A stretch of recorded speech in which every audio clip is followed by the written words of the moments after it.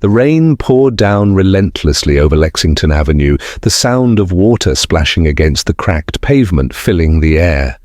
The streetlights flickered, barely illuminating the worn buildings that lined the avenue, casting an eerie glow across the city. It was past 11 p.m., and the diner was supposed to be closing. Inside, Serena Carter wiped her damp, chestnut-brown skin with a rag, exhausted after a grueling 12-hour shift. Despite the physical toll, her spirit remained unbroken. Serena had spent years working double shifts at this small diner, barely making ends meet, yet her kindness never wavered, even on nights like this when her own weariness threatened to take over. Through the rain, Serena noticed a small figure hunched in a battered wheelchair outside the diner. A frail boy, barely shielded from the chill by a tattered coat, sat shivering in the cold. His dark hair clung to his forehead as his hands gripped a frayed blanket that offered no warmth. Serena frowned, her protective instincts kicking in. She couldn't stand to see anyone, especially a child, out in this mess. Without hesitation, she walked outside, her heart already reaching out to him. Serena crouched down beside the boy, her voice soft and reassuring. "Hey, sweetie, what are you doing out here all alone?" The boy flinched at first, startled by her approach, his wide blue eyes lifted, a mix of uncertainty and fear in them, as he glanced up at her. "I'm waiting for my dad," he mumbled, his voice barely audible over the rain's constant drumming on the pavement. Serena glanced down the empty street, her concern deepening. No cars, no signs of anyone coming. Just the faint flicker of a pawn shop's cash for gold sign across the street and the hiss of tires on wet asphalt. She frowned, looking back at the boy. "Where is he?" she asked, her voice tender, trying to comfort him without overwhelming him. The boy simply shrugged, pulling the blanket tighter around his shoulders as though trying to make himself invisible. Serena felt a pang in her chest. She had seen this too many times, children abandoned, waiting for someone who never showed up. She exhaled slowly, biting her lip.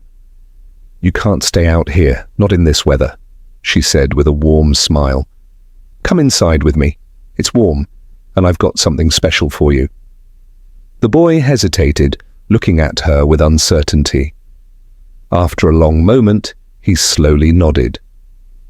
Serena gently took hold of the handles of his wheelchair and guided him inside the diner. The warmth hit them immediately, the smell of buttered toast and burnt coffee wrapping around them like a blanket.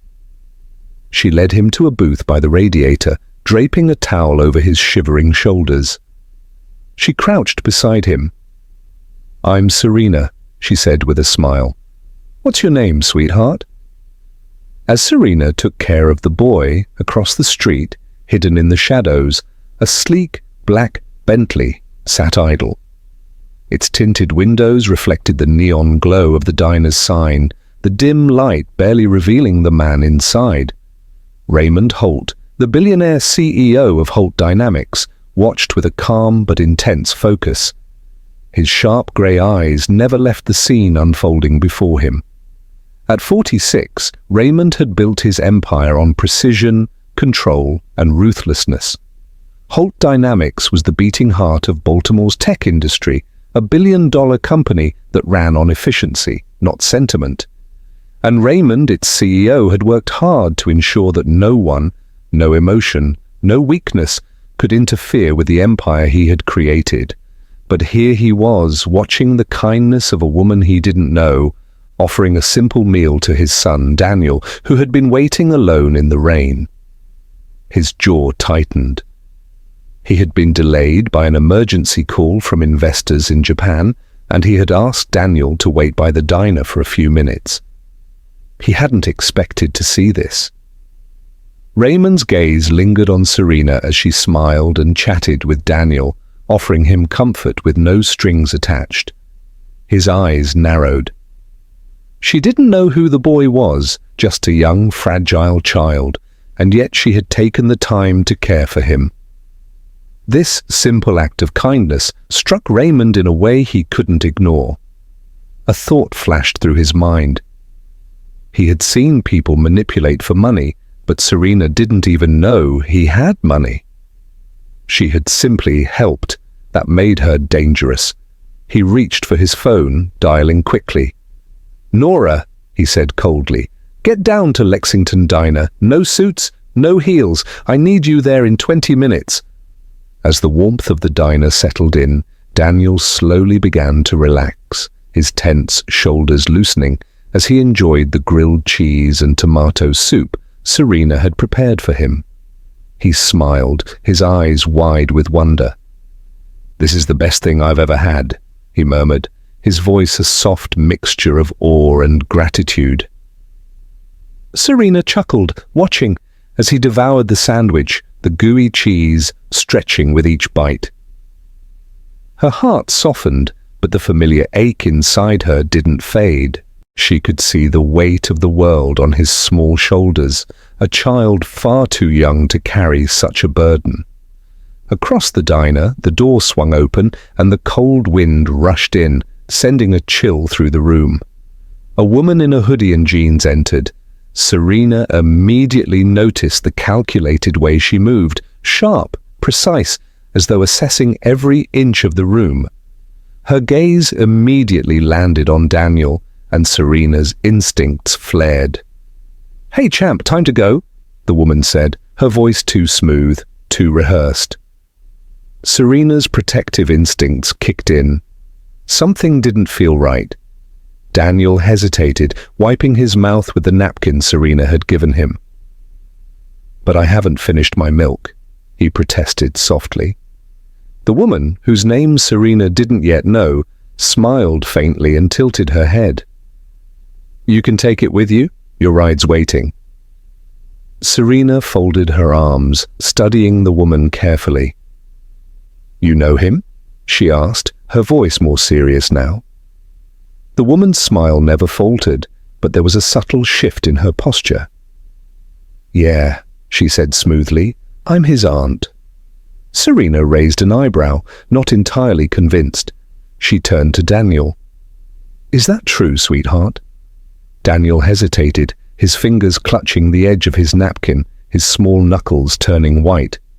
After a long pause, he murmured, "I guess I have to."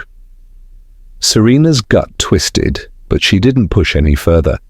She had seen too many people dismissed, shuffled off without a second thought, especially when someone like her was asking questions. Still, she wasn't going to let him leave empty-handed. She reached for a chocolate chip cookie, wrapping it in wax paper, and handed it to Daniel. "For the road," she said gently. His small fingers curled around it, and for the first time that night, he smiled. "Thanks, Serena. You're the best." Serena forced a smile, watching them leave. As the door swung closed behind them, she felt an unease settle deep in her chest. Something wasn't right. Serena trudged home that night, her sneakers soaked from the rain, the chill creeping deep into her bones. The diner's meager tips barely covered her rent, let alone groceries, but the memory of Daniel's grin stayed with her, warming her in a way that no paycheck ever could. Still, something nagged at her, a sense of discomfort she couldn't shake. The way Daniel hesitated when he was asked about his aunt, and the cold, rehearsed smile the woman had given her, felt wrong. Serena had seen that forced, polite expression too many times in her life, usually followed by bad news. She climbed the narrow stairs to her one-bedroom apartment on West Fayette Street, the walls so thin she could hear the neighbor's TV blaring. She closed the door behind her, leaned against it, and rubbed a hand over her face. She had learned a long time ago not to get involved in things that weren't her business, but this felt different. This felt important. Just as she tried to shake off the uneasy feeling, a knock echoed through the apartment. Serena stiffened. No one came by at this hour. She peered through the peephole and froze. A man stood on the other side, tall, broad-shouldered, and dressed in an expensive black coat. His face was sharp, his grey eyes cold and assessing, as though he had already dissected her life before she even opened the door. "Who is it?" Serena asked, keeping her hand firmly on the lock. A deep, controlled voice responded. "Raymond Holt?" Serena's pulse skipped. She had no idea who that was. "What do you want?" "I need to talk," Raymond replied, his voice steady but with an edge. Something about him made her wary. Despite the growing unease in her chest, curiosity got the better of her. Slowly, she unlatched the door just enough to see his face more clearly. "I don't know you," she said flatly, eyeing him. Raymond's expression didn't change. "No, but you know my son." Serena's heart skipped. "You're his father," she said, her voice faltering for the first time. Raymond nodded, his gaze unwavering. He continued without skipping a beat. "I was across the street last night watching you. You fed my son." Serena exhaled slowly, trying to process the sudden confrontation. "You were watching?" "I was," Raymond said, his eyes hardening. "And now I'm here to repay a debt." He pulled an envelope from his coat and placed it on her rickety kitchen table. Serena stared at it, her heart pounding. "What's this?" she asked, her voice tight. "A job offer," Raymond replied. His tone was blunt, leaving no room for argument. "At Holt Dynamics, 6 figures, benefits, the works." The next day, Serena found herself standing in front of the towering glass building of Holt Dynamics.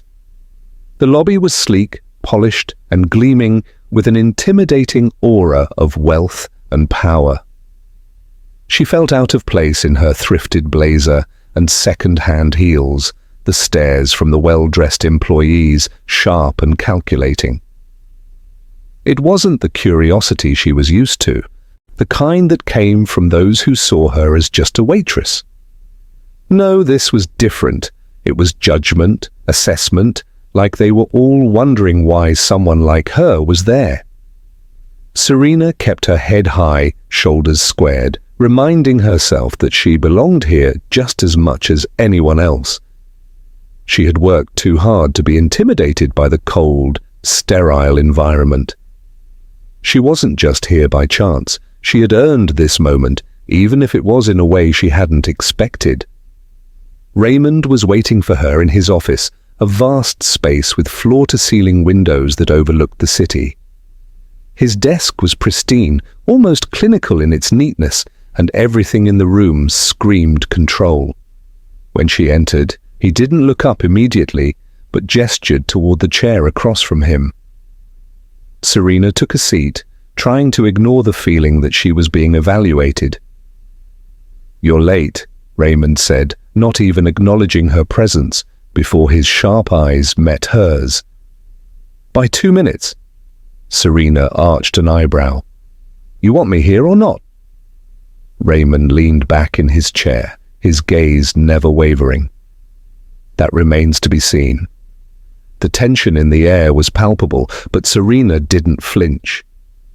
She was determined to prove herself, no matter what it took.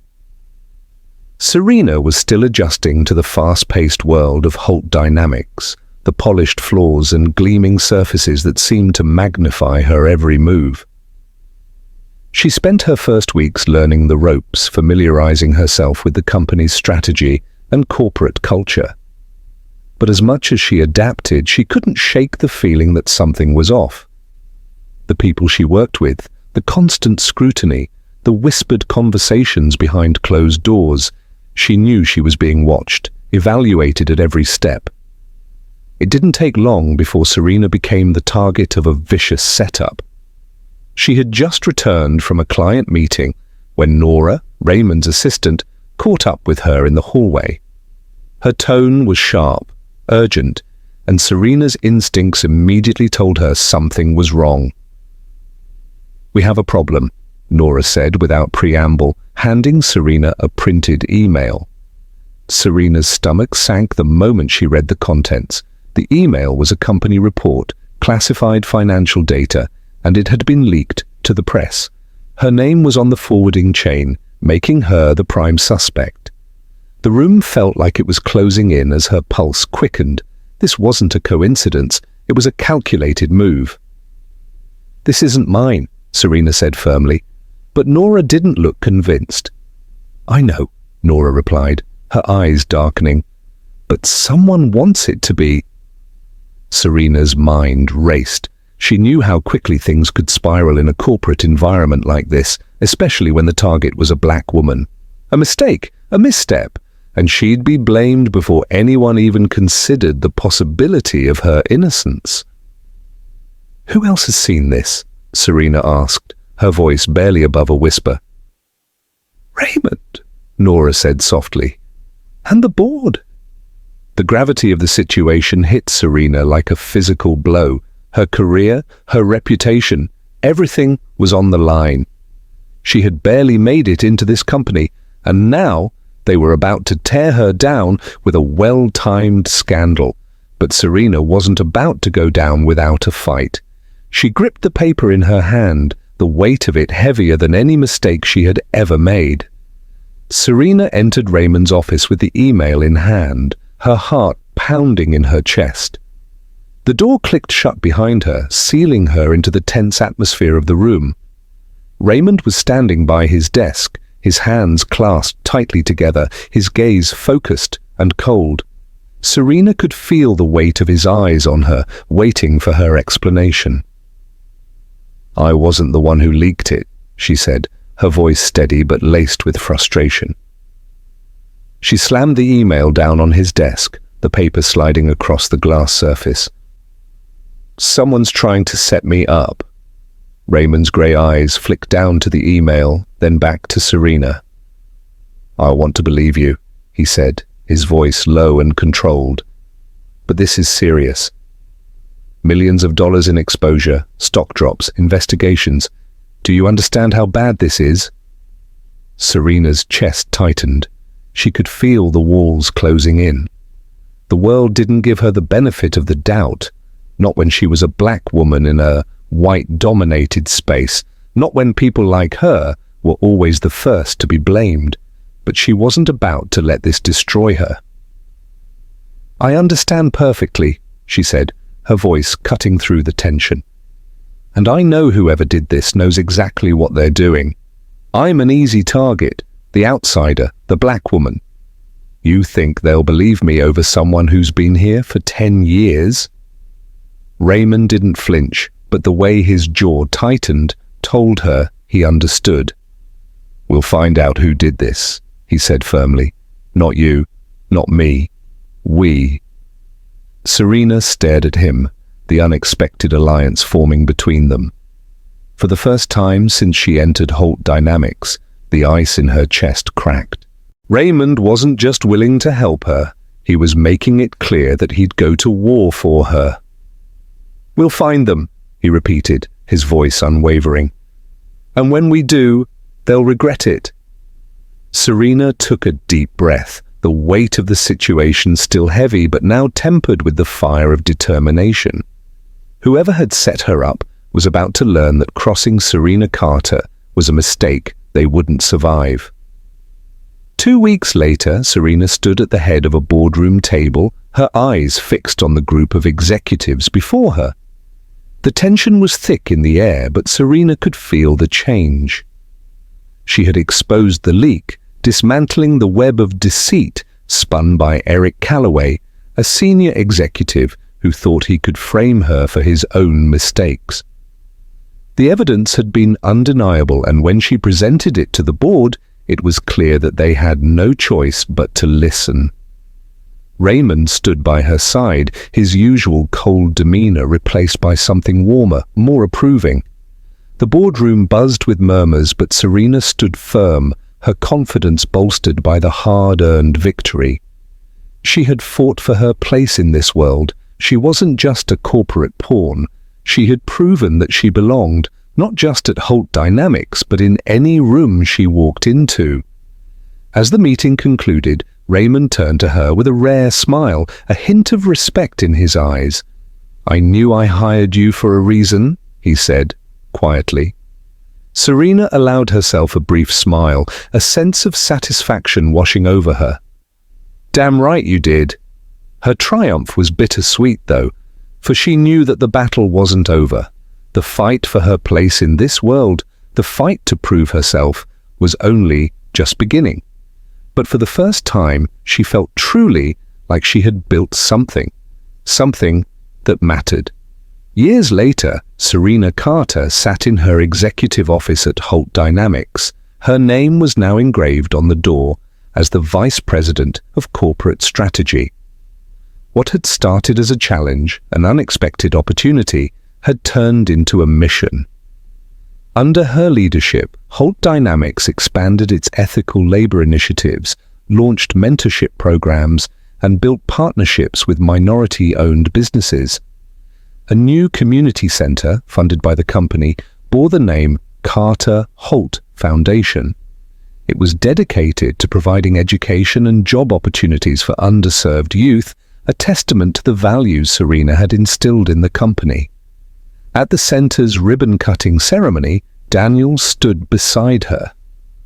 Now a college freshman, he grinned like the kid who once got a free meal in a diner, the boy she had taken in on a cold, rainy night. He had come so far, and so had she. Looking around the bustling room, Serena realized that kindness had paid off in ways she couldn't have imagined. It had opened doors, changed lives, and helped her become the woman she was today. Serena wasn't just a part of Holt Dynamics. She had built it, just as she had built her own future. And she wasn't done yet.